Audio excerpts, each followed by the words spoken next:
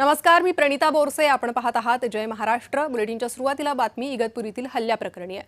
इगतपुरीतील पर्यटक हल्ल्याप्रकरणी 9 जणांना अटक केली आहे. एका आरोपीवर यापूर्वीच खुनाचा गुन्हा दाखल होता. आणखी 2 ते 3 संशयित आरोपींचा शोध सुरू आहे. एका आरोपीवर यापूर्वीच खुनाचा गुन्हा दाखल असल्याची धक्कादायक माहिती समोर आली आहे. तरुणीची टवाळखोरांनी छेड काढल्यावरून वाद सुरू झाला होता. त्यानंतर कुटुंबाचा पाठलाग करत टवाळखोरांनी हल्ला केला. हल्ल्यात गाडीची तोडफोड केली, मारहाणीचा प्रयत्न झाला. आरोपींना मदत करणाऱ्यांनाही सह आरोपी करण्यात येणार आहे. 9 ते 10 जणांना पोलिसांनी ताब्यात घेतलेलं आहे. 2 संशयितांची कसून चौकशी सुरू आहे. तर पीडित कुटुंबियांनी मोबाईलमध्ये चित्रित केलेल्या या व्हिडिओच्या माध्यमातून आरोपींकडून चौकशी सुरू आहे. आम्ही जर त्या दिवशी 20-30 किलोमीटर जर थांबलो असतो ना कुठे, कोण मेला असता आम्हाला नाही सांग. मागची काच फुटली. मागं आमचे 2 मुलं, एक भावाचा एक माझा मुलगा 12वीला आहे, भावाचा मुलगा 10वीला आहे.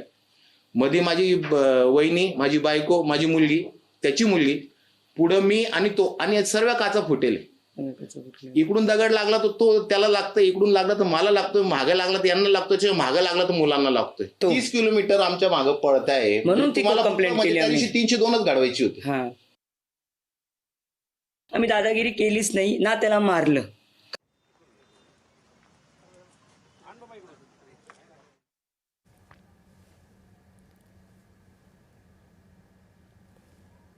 काहीच नाही, फक्त बोलणं झालं. त्याच्यानंतर पण हे लोक आमच्यावर धावून आले, अंगावर शिव्या गाळ करायला लागले. मग ह्यांनी पण केली, मी पण केली, माझी मुलं पण. मग थोडी आमची हातापाई तिकडे झाली. तर त्यांच्याकडे रॉड होते त्या 2 व्हीलर, तुम्ही ते व्हिडिओ पाहिलेच असेल. तर त्या ब्रिज खाली तिथून त्यांनी पहिले एक रॉड फेकले, दुसरा फेकला, तो तिथे एक्झॅक्ट लागला नाही त्यावेळेस. त्याच्यानंतर ते परत मागे आले. त्यावेळेस आम्ही ती व्हिडिओने काढलेली आहे, पण त्यांनी हे रॉडनी मारलं. एका मध्यस्थीने त्यांना जसं कळालं ना की अटेम्प्ट टू मर्डर असे कलम लागले, तर काल एकाने आम्हाला 10 लाखाची ऑफर दिलेली की 10 लाख घ्या, विषय मागं घ्या. मी म्हटलं ठीक आहे. आमचं असा विषय झाला की यांना गोडीत पोलीस स्टेशनला बोलावे आणि सरेंडर करू यांना.